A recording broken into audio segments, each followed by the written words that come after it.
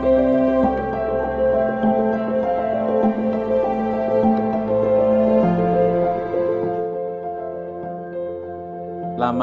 berjumpa kembali di Kabar Buku Tangan Terbuka Media. Bangun jiwa via media Anda. Selamat berjumpa kembali dengan pembelajaran mencintai buku dan literasi. Dan kali ini saya akan memperkenalkan satu buku baru yang terbit dalam rangka emeritasi Pendeta Santoni. Aku juga sudah hadir di studio kami, Pendeta Santoni. Selamat siang Pak Pendeta Santoni. Ya, selamat siang Pak. Ya. Selamat siang Pak Kris. Terima kasih. Sudah semakin ceria nih karena atau semakin sibuk? Lumayan sibuk. Lumayan sibuk. Ini full sibuk ya. Ya, sebelum lebih sibuk lagi, saya ingin bertanya karena buku Vocare ini buku yang menarik dan edisi terbatas lagi, belum dicetak untuk banyak orang. Hanya sahabat-sahabat Pak Santoni yang tentu saja menjadi kado istimewa ya Pak ya. Sudah 1.000 dicetak ya. Sudah 1.000 nanti. Habis. Iya, langsung habis. Iya. Sebelumnya selamat untuk Pak Santoni untuk ulang tahunnya dan untuk tahapan sampai sekarang. Pak Santoni sudah terbebas ya Pak ya. Sedikit terbebas. Baik Pak. Mungkin menarik ketika Pak Santoni kemudian menerbitkan buku akhirnya. Apakah selama ini terbersit untuk mencetak buku sebagai kado seperti ini Pak? Atau baru karena dorongan teman-teman ini Pak? Ya, ini kebetulan teman-teman majalah gereja itu ketika 1 tahun sebelum saya emeritus mereka bilang Pak buat buku, karena kebetulan teman satu pendeta juga emeritus tanggal 6 Januari juga buat buku. Masa Bapak nggak bisa buat buku? Saya bilang saya nggak bisa buat buku, saya orang lapangan. Dan saya orang lapangan dan saya mungkin punya sedikit tesis waktu SS2. Saya bicara soal kemiskinan. Kenapa saya melihat bahwa gereja nggak melihat kemiskinan sebagai option for the poor yang telah dilalui oleh gereja Katolik dengan luar biasa mereka lakukan. Gereja Protestan kurang sekali mewujudkan option for the poor untuk pelayanan gereja. Nah jadi lalu saya bilang oke, saya mencoba mengumpulkan tulisan-tulisan dan juga khotbah-khotbah saya, mungkin bisa jadi buku. Dikejar-kejar terus gitu sampai sebatas waktu. Akhirnya buku itu jadi karena saya berpikir saya harus punya. Lalu kita coba melihat apa yang menjadi visi dari buku ini begitu. Ya mungkin isi buku ini nggak terlalu teman-teman bilang Pak Santoni jangan nggak pede tentang buku ini. Nah buku ini saya ingin akhirnya saya tulis buku ini sebagai sebuah harapan bahwa buku ini bisa menjadi sumbangsi buat gereja untuk peduli kepada dunia sekitarnya. Itu saja yang menjadi sebuah harapan. Lalu mencari judul apa yang bisa dilihat. Nah teman-teman tuh melihat saya orang yang melayani ke daerah-daerah pedalaman. Seluruh Indonesia saya sudah masuk untuk melayani daerah-daerah. Naik motor sudah, jalan kaki sudah, naik pesawat sudah, semua sudah dijalani dari Aceh sampai Papua, sudah ke Puncak Jaya dan segala macam. Sudah dijalani semua. Nah, lalu teman-teman bilang, Pak, ini menarik Pak kalau Bapak bisa ungkapkan. Nah, saya memang lagi coba berencana menulis tentang perjalanan iman ketika ke daerah-daerah itu sebuah refleksi mungkin menarik. Saya ingin coba tulis lagi nanti, itu refleksi nyatanya. Jadi itu idenya ketika buku ini ditulis, mereka melihat saya banyak pengalaman ke pedalaman, membawa Injil, lalu kenapa itu nggak dituangkan. Lalu cobalah cari ide-ide, lalu dapatlah usulan judul Vocare. Vocare itu panggilan. Jadi panggilan spiritual, panggilan yang utuh bahwa hidup kita ini adalah anugerah Tuhan dan bagaimana kita melakukan tugas panggilan kita. Dan itu lalu saya mencoba mencari lagi Vocare untuk apa? Jadi Vocare menghidupi panggilan Sang Guru. Saya mendapat ilham dari sebuah ketika saya membuat khotbah, ada percakapan antara Rick Warren dengan John Piper.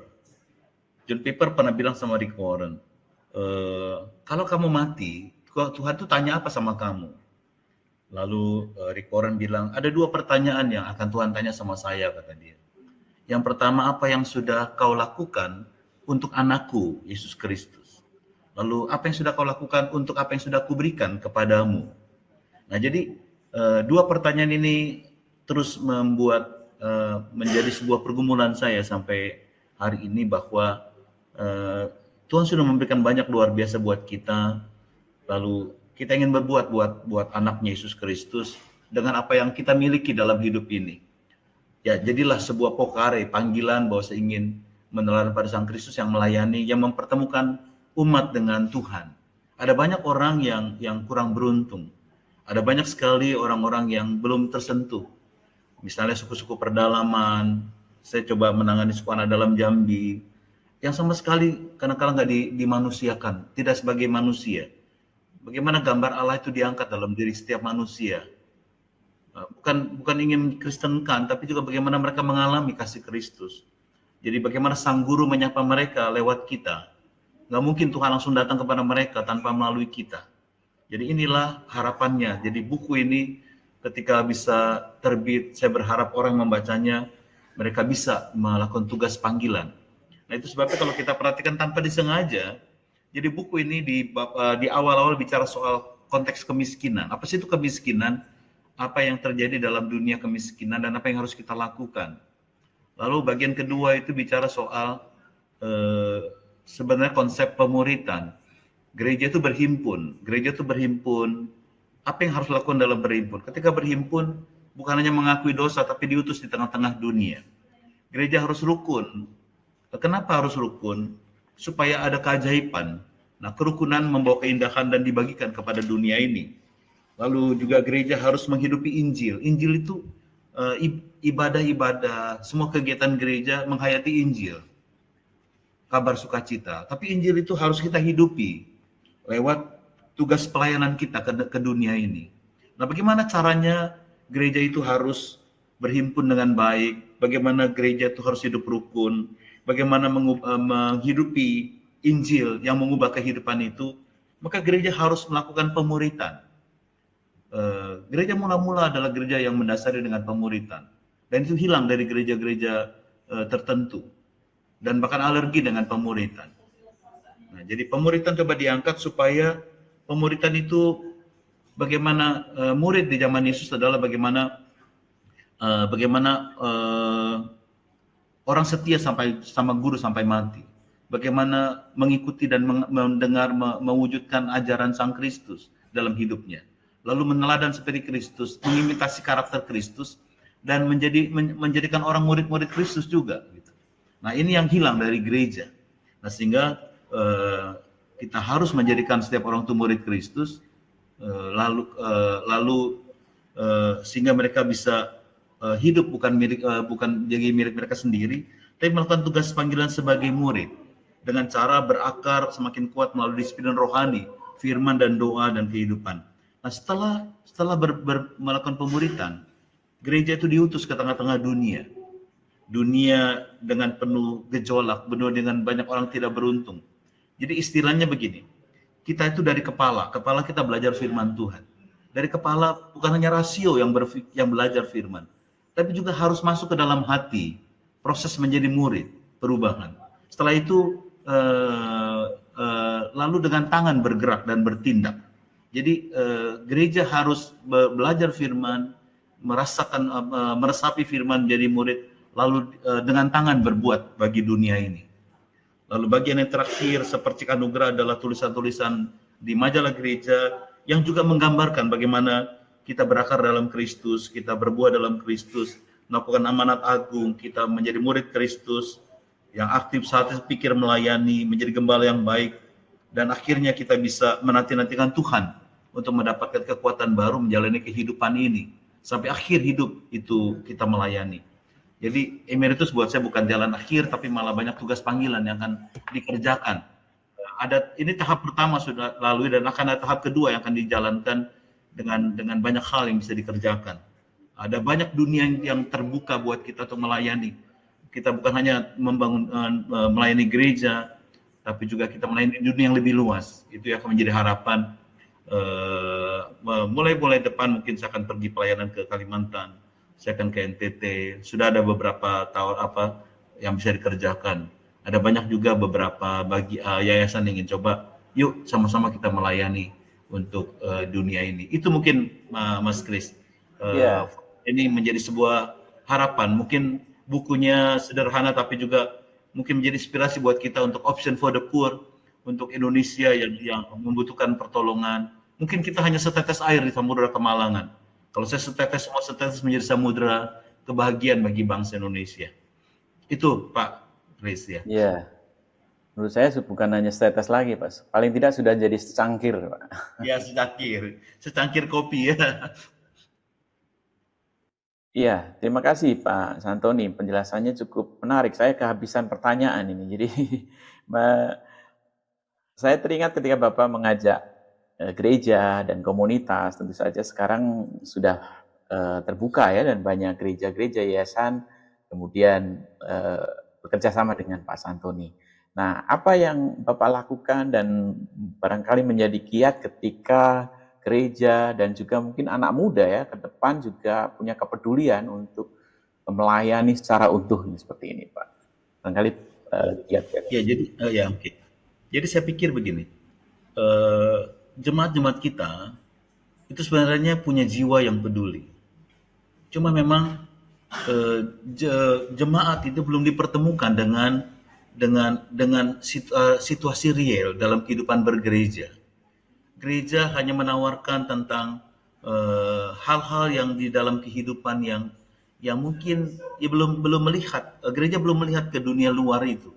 Gereja asik dengan diri sendiri, asik dengan mempersolek diri, gereja asik dengan kepentingan diri sendiri, dan akhirnya mereka hanya bergulat dalam lingkup-lingkup gereja, dan dia tidak melihat dunia yang penuh dengan penderitaan. Nah, ketika gereja dibukakan dengan hal-hal seperti itu, ada banyak juga jemaat tercelik bahwa mereka tuh itu yang menjadi tugasnya. Gereja berhimpun, kita ibadah, kita rapat-rapat gereja, kita menghabiskan banyak program kerja, kita banyak aktivis di musik segala macam. Jadi musik di luar biasa kan segala macam. Semua yang ada di gereja itu tujuannya apa? Kalau kita merhatikan Alkitab dan kalau kita belajar dari sang guru, tujuan semuanya adalah dunia. Yesus datang ke dalam dunia. Jadi kita harus mengarahkan diri kepada Yesus dan kepada dunia. Bukan kepada diri sendiri. Nah ini ketika kita coba membuka itu kepada jemaat terbuka dan jemaat banyak sekali merespon dengan luar biasa. Nah, seringkali gereja, para pemimpin gereja menutup itu. Mereka enggan untuk keluar gereja. Karena itu yang menjadi permasalahan sebenarnya. Jadi saya mencoba menggerakkan gereja, majelis-majelis ikut terlibat, ayo sama-sama berjalan, dan kita memberikan contoh-contoh yang baik untuk tugas itu. Ketika kita memberikan contoh bahwa kita berjalan, kita melayani di desa miskin, daerah miskin, mereka tergerak sekali dan mereka ingin membantu. Kami bisa membangun pemukiman suku anak dalam Jambi, itu luar biasa banyak yang membantu. Nah, mereka bahkan banyak, yuk Pak, anak-anak muda, yuk Pak, kita ingin ikut juga. Nah, anak-anak muda juga seperti itu, mereka ingin lihat contoh dari kita. Kita bukan memerintah, tapi kita melayani sebagai pemimpin gereja. Dan anak-anak muda itu suka sekali dengan kehidupan yang real dan nyata, yang menjadikan sentuhan-sentuhan bagi anak-anak muda. Itu yang juga kita harus jalankan dan kita pikirkan. Nah juga setelah ini saya juga akan ada satu proyek untuk anak-anak muda. Jadi bagaimana anak muda itu dikumpulkan yang memang mereka mungkin nggak bekerja, cari kerja nggak dapat, mereka juga mungkin punya mental yang lemah. Kami akan mencoba mengajarkan entrepreneurship, mengajarkan bagaimana membangun iman yang kuat, iman yang tegar menghadapi dunia ini, dan juga kami akan kasihkan dia usaha, apa usaha yang mereka ingin lakukan. Kita akan fasilitasi, akan dampingi. Itu sudah ada konsepnya yang akan coba dikerjakan. Nah, itu sampai ke sana. Jadi anak muda butuh teladan dari kita. Ada anak-anak muda suka. Anak-anak muda banyak sekali tantangan, dan kita juga nggak memberikan tempat buat mereka berkarya di gereja. Bahkan kadang-kadang mungkin kita banyak anak muda yang protes dengan gereja, nggak karena gereja dianggap nggak memperhatikan mereka. Itu kali Mas Kris. Ya, terima kasih. Saya semakin senang ini kan pasti ada buku-buku berikutnya ini dari Pak Santoni yang bisa kita terbitkan.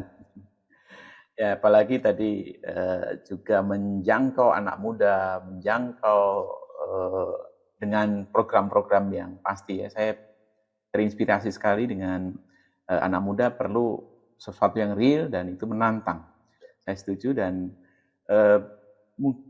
ya peranan buku buat saya menjadi pelengkap ya ketika cerita-cerita yang Bapak dapatkan juga inspirasi bahkan kesaksian-kesaksian dari orang-orang yang sudah kita layani bahkan pelayannya juga itu ya buat saya menarik untuk dibukukan dan terus kita wartakan Pak ya. Iya, terima kasih Pak Santoni. Barangkali untuk bukunya sendiri Pak, apa yang ya saya sih berharap bisa cetak banyak dan bagi-bagi lagi ya. Tetapi peranan buku saat ini barangkali juga perlu tantangan karena anak muda mungkin nggak baca buku, tapi baca langsung real kehidupan ya Pak ya. Bagaimana? Ya, jadi begini sebenarnya. Ya, mungkin kita perlu sebenarnya membuat mereka juga cinta buku. Walaupun mereka dengan dunia real, dengan sosial media dan segala macam, ketika mungkin melihat penulisnya atau juga melihat ceritanya, itu mungkin menarik bisa buat mereka juga tertarik melihatnya. Gitu. Ya lumayanlah buku saya juga anak muda di gereja kemarin berebut juga lah begitu ya. Mungkin hanya melihat Tuhan ini ada kenangan dari pendeta yang mereka layani, yang kita layani begitu jemaat-jemaat. Tapi itu apa? Banyak jemaat pada komentar juga Pak kami sudah baca bukunya dan baca bukunya. Mungkin ada nanti Pak mungkin kisah-kisah perjalanan iman Bapak melayani perlu juga Pak ditulis supaya menjadi inspirasi buat banyak orang. Gitu. Iya, terima kasih Pak Santoni. Kami menantikan pelayanan Bapak dan senang kalau kami bisa menjadi mitra menerbitkan buku-buku yang Bapak hasilkan juga dalam karya pelayanan Bapak. Salam untuk keluarga, salam untuk jemaat. Sama-sama terima kasih. Ya, terima kasih juga Pak Santoni. Selamat siang. Ya, Tuhan berkati ya. Ya, oke, makasih. Ya, demikian kanal buku kami hari ini bercerita tentang buku Vokare yang sudah diterima beberapa orang dan mungkin akan juga menginspirasi menjadi berkat bagi banyak orang melakukan karya layan yang sepenuhnya sebagai murid-murid sang guru yang selalu mendengar, belajar, dan bergerak untuk kemuliaan Tuhan. Terima kasih sudah mendengarkan kami dan Tuhan Yesus memberkati. Salam dari kami, Tangan Terbuka Media, bangun jiwa via media Anda.